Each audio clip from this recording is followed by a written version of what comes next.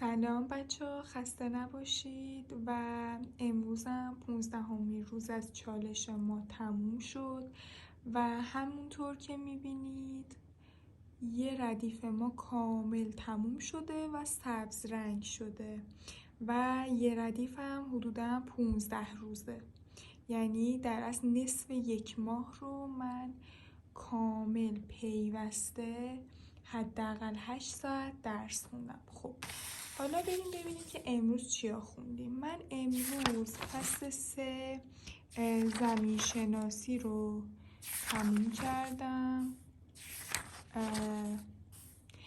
بچه نسبت به فصل دوم آسون تر بود، ولی خب فصل اول بازم به نظر من آسون تر از همشونه.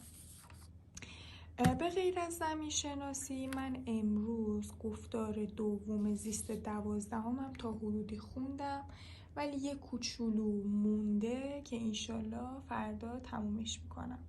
من میخوام یه پست از این چالشمون بذارم، یه عکس ازش میخوام پست کنم که امیدوارم اونم ببینید.